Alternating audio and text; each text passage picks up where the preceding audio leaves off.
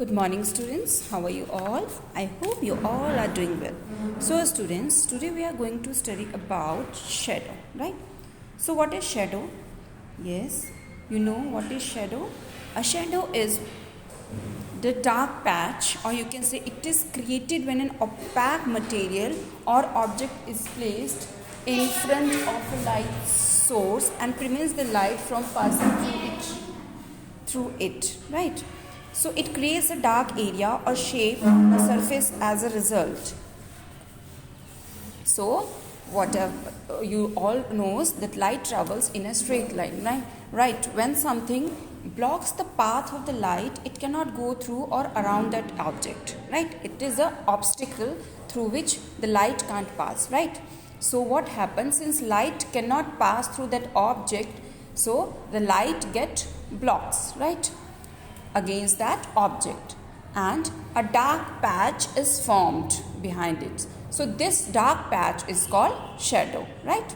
So we can say a shadow is formed when light is made to fall on an opaque object, right students?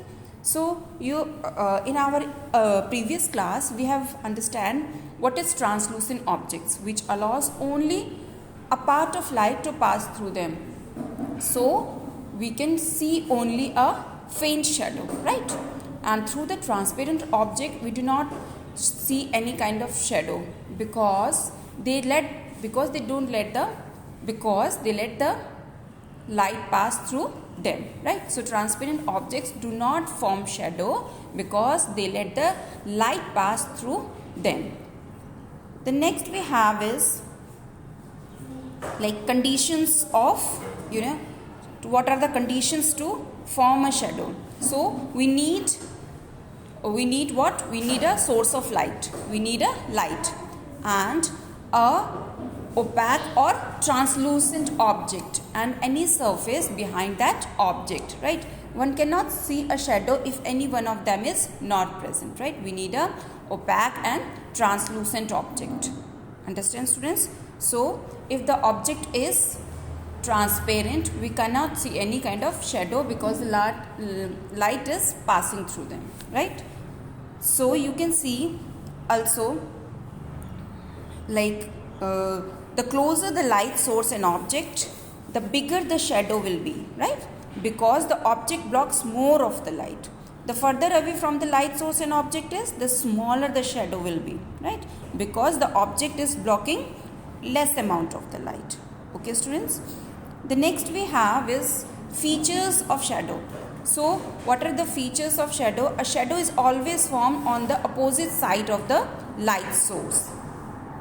Like in the first point you can see, for example, if a person is facing the light source, right, his or shadow will be formed where? It will behind his or her back, right? And if the light source is behind him, the shadow will form in the front of that person. It means what? A shadow is always formed on the opposite side of the light source, right? The next we have is a shadow does not provide any detail of the object, right? You can only get the idea of the shape of the object, right? But the features are not clear. Third is a shadow is always black. Whatever be the color of the object, you can't see the shadow colorful. It will be always be black in color. So here you can see there are sometimes we form the shape of many animals with the help of our fingers and hand, right? So here you can see bird is there, goat is there, right? Dog is there, horse is there, this one is bird is there, right? So with the help of this we can make some kind of puppets. So shadows are used to make puppets also, right? And this kind of art is called shadow puppetry, right? Next we have is the size of a shadow. It depends on what? It depends on the distance of source of light, right? You can see at the time of it also the distance between the object and the surface on which it is formed, right? If the source of light is closer to the object, right, you can see if the source of the object light is closer to the object, the shadow will be a longer shadow will be formed, right? So compared to the shadow formed by the light source which is far from the object.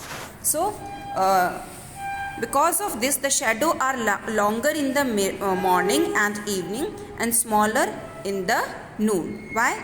Because that time, in the noon, the source of light is,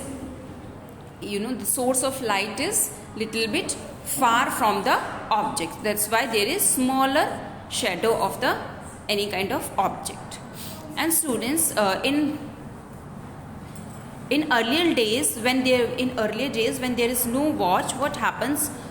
People used to have sundial. So what is sundial? It is a way to measure the position of the sun, and it determines the time by observing the shadow of that, that one, sundial. So that's all for students today. Thank you, students. Meet you in the next session. Thank you.